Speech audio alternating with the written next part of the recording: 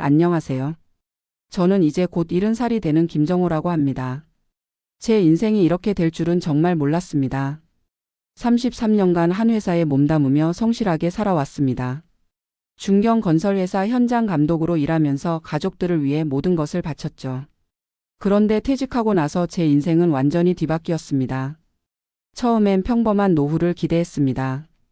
퇴직금 2억 원과 국민연금 108만 원으로 크게 부족하진 않을 거라 생각했으니까요. 그런데 큰아들이 사업 실패로 도움을 청했고 딸은 이혼 후 아이 둘을 데리고 왔습니다. 둘째 아들은 해외에 나가 있어 연락도 잘 되지 않았고요.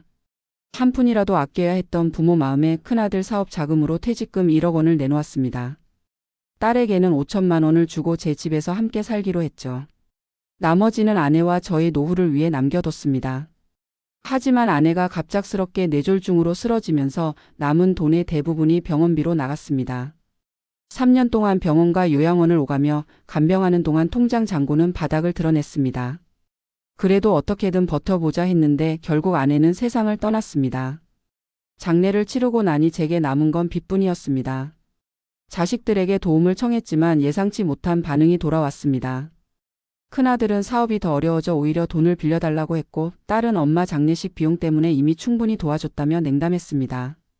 이제 39살이 된 둘째는 해외에서 연락이 끊긴 지 오래였습니다. 결국 살던 집마저 내놓아야 했습니다. 전세금을 빼서 빚을 갚고 나니 남은 건 얼마 되지 않았습니다. 그나마 있던 돈으로 월세방을 구했는데 보증금 500만 원에 월세 40만 원짜리 고시원이었습니다. 국민연금 108만 원으로는 생활이 빠듯했습니다.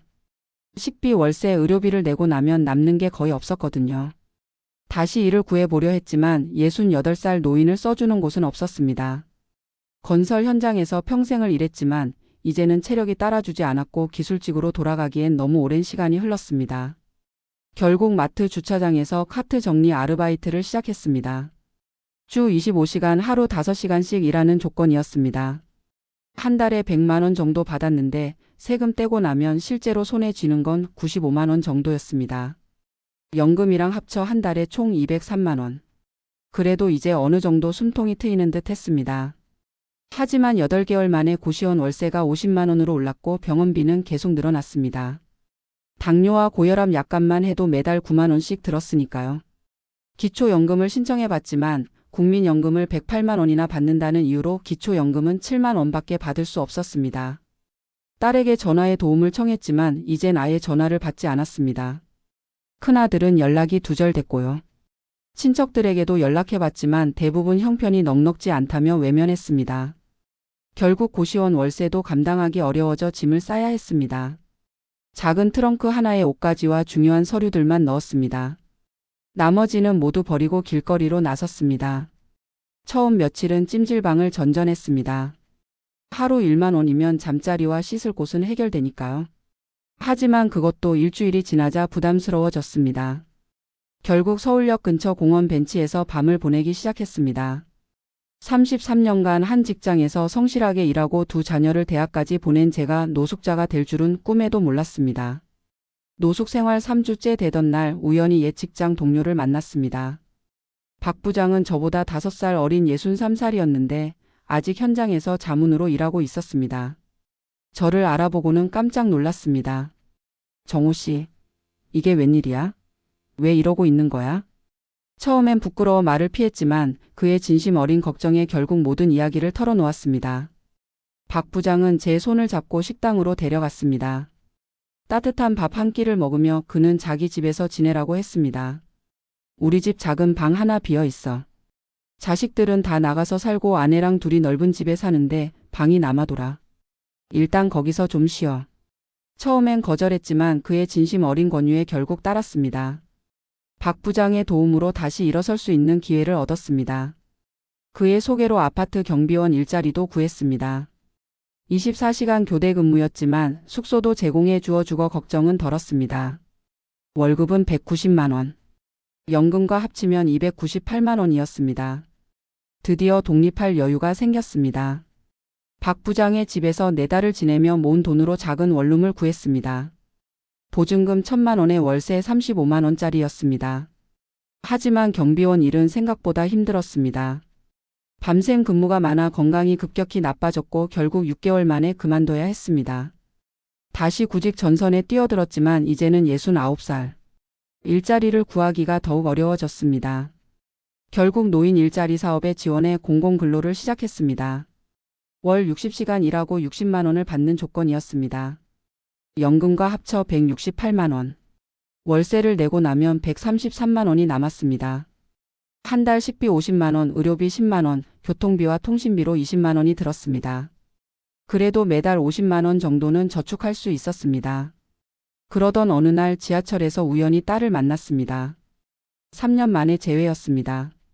딸은 저를 보고도 모른 척하려 했지만 제가 먼저 다가갔습니다. 지은아, 아빠다.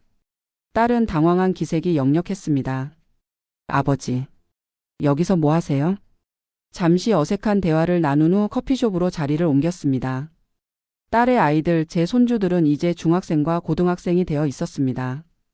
요즘은 어떻게 지내세요? 형식적인 질문에 저는 담담하게 답했습니다. 그냥 그렇게 살아. 너희들 걱정하지 마. 사실 속마음은 달랐습니다. 내가 노숙자가 됐다가 이제야 겨우 방 한 칸 구했다고 하면 어떤 반응을 보일까? 하지만 굳이 말하지 않았습니다. 딸은 제 초라한 모습을 보고 눈물을 글썽였습니다. 아버지, 정말 죄송해요. 그때 제가 너무 이기적이었어요. 하지만 저는 그저 웃으며 넘겼습니다. 다 지난 일이야. 너도 힘들었을 텐데 뭐. 딸과 헤어진 후 집으로 돌아오는 길에 편의점에 들렀습니다. 문득 로또를 사고 싶다는 생각이 들었습니다. 평생 도박은 손도 대지 않았지만 그날따라 로또 용지가 눈에 들어왔습니다. 5,000원어치 샀습니다. 그리고 다음날 믿기지 않는 일이 일어났습니다. 제가 산 로또 번호 중 하나가 2등에 당첨된 겁니다. 무려 7천만 원. 당첨금을 받고 나서 가장 먼저 한 일은 월세방 계약을 해지하고 작은 아파트를 전세로 구하는 것이었습니다. 서울 외곽의 작은 아파트였지만 제게는 궁전이나 다름없었습니다. 전세금으로 5천만 원을 썼고 나머지는 안전하게 정기예금에 넣었습니다. 4.5% 이자로 연간 90만 원, 월 7만 5천 원의 이자 수입이 생겼습니다. 적은 금액이지만 소중한 보탬이 되었죠. 이제 공공근로와 연금을 합쳐 월 175만 5천 원의 수입이 생겼습니다. 집이 생기니 마음의 여유도 생겼습니다. 그때부터 자식들에 대한 생각이 달라지기 시작했습니다. 무작정 용서하고 다시 시작하는 게 맞을까? 한동안 고민했습니다. 결국 세 자녀 모두에게 편지를 썼습니다. 편지에는 제가 노숙자가 되었던 이야기, 그 시간을 어떻게 버텼는지, 그리고 이제는 어떻게 살고 있는지를 솔직하게 적었습니다. 로또 당첨 사실은 일부러 언급하지 않았습니다. 한 달 후 가장 먼저 연락이 온 건 둘째 아들이었습니다. 아버지, 정말 죄송합니다. 제가 너무 이기적이었어요. 해외에서 일이 잘 풀리지 않아 연락을 못 드렸어요. 이어서 딸도 전화했습니다. 아버지, 그동안 정말 죄송했어요. 제가 옆에 있었어야 했는데. 큰아들만 연락이 없었습니다. 나중에 알고 보니 제 편지가 반송되었더군요. 주소지를 옮겼다고 합니다. 저는 둘째와 딸을 집으로 초대했습니다. 둘째는 해외에서 일을 정리하고 귀국했고 딸은 아이들과 함께 왔습니다. 제 작은 아파트에서 오랜만에 가족 모임을 가졌습니다.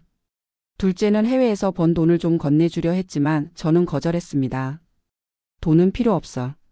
그냥 가끔 찾아와 주는 게 더 좋아. 딸도 미안함에 여러 선물을 가져왔지만 마찬가지로 사양했습니다. 그러자 손녀가 물었습니다. 할아버지, 어떻게 이렇게 좋은 집에서 살 수 있게 됐어요? 엄마가 할아버지가 많이 힘들었다고 했는데. 저는 빙그레 웃으며 대답했습니다. 할아버지가 운이 좋았어. 그리고 도와주는 사람들도 있었고. 자식들에게 로또 당첨 사실을 말하지 않은 이유는 간단했습니다. 진심으로 후회하고 돌아온 건지 아니면 돈 때문에 돌아온 건지 확인하고 싶었거든요. 한 달 후 큰아들의 소식을 들었습니다. 딸을 통해 들은 건데 사업 실패로 빚더미에 앉아 지방으로 도망갔다고 합니다. 아내와 이혼했고 아이들은 전처가 키우고 있다고 했습니다. 그 말을 듣고 마음이 아팠습니다. 아무리 그래도 내 자식인데. 조용히 큰아들의 거처를 수소문했습니다. 결국 경상북도의 작은 도시에서 그를 찾아냈습니다. 허름한 고시원에서 혼자 살고 있었습니다. 문을 두드리자 놀란 표정으로 저를 맞이했습니다. 아버지, 어떻게 여기를? 방 안으로 들어가 보니 술병이 널브러져 있었고 그는 수척해 보였습니다. 많이 힘들었구나. 아들은 고개를 떨구었습니다. 죄송합니다, 아버지. 아버지 돈도 날리고. 이제 와서 뭐라고 말씀드려야 할지. 저는 그의 어깨를 토닥였습니다. 다 지난 일이야. 이제 어떻게 할 거니? 아들은 힘없이 대답했습니다. 모르겠어요. 빚도 많고 일자리도 없고. 저는 결심했습니다. 나랑 같이 서울로 돌아가자. 내가 좀 도와줄게. 아들은 믿기지 않는다는 표정이었습니다. 아버지도 힘드시다면서요. 저까지 짐이 되면. 그때 제가 로또 당첨 사실을 털어놓았습니다. 사실은 내가 로또에 당첨됐어. 큰 돈은 아니지만 내 인생을 다시 시작하기엔 충분할 거야. 아들의 눈에 눈물이 고였습니다. 서울로 돌아와 아들의 빚을 정리해주고 작은 사업을 시작할 자금을 마련해 주었습니다. 2천만 원 정도였습니다. 그리고 제 집 근처에 원룸을 하나 계약해 주었습니다. 이제 자식들과의 관계가 회복되었습니다. 매주 주말이면 함께 모여 식사를 하고 이야기를 나눕니다. 큰아들의 사업도 조금씩 자리를 잡아가고 있고 둘째는 안정된 직장에 취직했습니다. 딸은 여전히 아이들을 키우느라 바쁘지만 자주 찾아와 살림을 도와줍니다. 때때로 예전 일이 떠오르면 마음이 아프기도 합니다. 하지만 더 이상 원망하지 않기로 했습니다. 제가 노숙자가 되었을 때 손을 내밀어준 박 부장의 모습을 떠올리며 저도 누군가에게 그런 사람이 되기로 했으니까요. 요즘은 복지관에서 주로 시간을 보냅니다. 글을 못 읽는 노인들을 위해 편지를 대필해주는 봉사활동을 하고 있죠. 많은 노인분들이 자식들과 연락이 끊겼거나 도움을 청하기 어려운 상황에 처해 있습니다. 그분들의 이야기를 들어주고 마음을 담아 글로 옮겨주는 일은 제게도 큰 위로가 됩니다. 가끔은 제 경험담을 나누기도 합니다. 노숙자였던 제가 이렇게 다시 일어섰어요. 절대 포기하지 마세요. 그러면 희망의 눈빛으로 바라보는 분들이 많습니다. 지난주에는 노숙자 쉼터를 찾아가 봉사활동을 했습니다. 그곳에서 제가 노숙할 때 만났던 할아버지를 다시 뵈었습니다. 여전히 그곳에서 지내고 계셨는데 제 얼굴을 기억하시더군요. 아, 그때 그 사람. 잘 지냈나? 저는 그분께 따뜻한 식사와 새 옷을 드렸습니다. 그리고 복지사분과 상담해 그분이 기초생활수급자로 지정받을 수 있도록 도왔습니다. 제 자신의 경험 덕분에 어떤 서류가 필요하고 어떤 절차를 밟아야 하는지 잘 알고 있었거든요. 이제 저의 노후는 생각보다 평온합니다. 로또 당첨금 중 아직 남은 2천만 원은 비상금으로 보관하고 있습니다. 국민연금과 공공근로 수입으로 충분히 살 수 있으니까요. 가끔 자식들이 용돈을 주려고 하지만 대부분 거절합니다. 대신 손주들 교육비로 써달라고 합니다. 제 인생에서 가장 어두웠던 시기를 생각하면 지금의 행복이 더욱 소중하게 느껴집니다. 노숙자가 되었던 그 시간이 없었다면 지금의 감사함도 없었을 거라고 생각합니다. 사람들은 제 이야기를 듣고 복수라고 표현하지만 저는 그렇게 생각하지 않습니다. 저의 복수는 원망과 미움을 버리고 다시 시작한 것. 자식들에게 돈을 요구하거나 책임을 묻는 대신 스스로 일어서서 오히려 그들을 도와준 것. 그게 진정한 복수라고 생각합니다. 얼마 전 지하철에서 한 청년이 노인에게 자리를 양보하지 않는 모습을 보았습니다. 주변 사람들이 불편한 표정을 지었지만 아무도 말하지 않았습니다. 저는 그 청년에게 다가가 조용히 말했습니다. 젊은이, 나중에 당신도 늙어요. 지금 심은 대로 나중에 거두게 될 거예요. 청년은 잠시 저를 쳐다보더니 자리에서 일어났습니다. 하지만 저는 그 자리에 앉지 않았습니다. 저 뒤에 계신 할머니께 양보해 주세요. 그런 작은 변화들이 쌓여 세상이 조금씩 달라진다고 믿습니다. 봄이 되면 둘째 아들이 결혼한다고 합니다. 이제는 새로운 가족이 생기는 기쁨도 느끼게 되었습니다. 아내가 살아있다면 얼마나 좋아했을까 하는 생각도 들지만 그래도 감사한 마음으로 지내려 합니다. 인생은 참 예측할 수 없습니다. 33년간 한 직장에서 성실하게 일했던 제가 노숙자가 되었다가 로또에 당첨되어 다시 일어서게 될 줄 누가 알았을까요? 하지만 로또 당첨보다 더 중요한 건 제가 다시 희망을 찾았다는 것입니다. 그리고 그 희망을 다른 이들과 나눌 수 있게 되었다는 것. 그것이 제게는 가장 큰 행운입니다. 이제 70살을 앞둔 저는 남은 인생을 어떻게 살아갈지 고민합니다. 더 많은 사람들을 도울 수 있는 방법을 찾고 있습니다. 얼마 전에는 노인 자살률에 관한 뉴스를 보고 마음이 아팠습니다. 저도 노숙자 시절 한강 다리 위에서 잠시 그런 생각을 했었으니까요. 그래서 요즘은 자살 예방 상담 봉사활동도 시작했습니다. 제 경험이 누군가에게 도움이 될 수 있다면 그것으로 충분합니다. 자식들에게 버림받고 노숙자가 되었던 저의 복수는 결국 사랑으로 돌아왔습니다.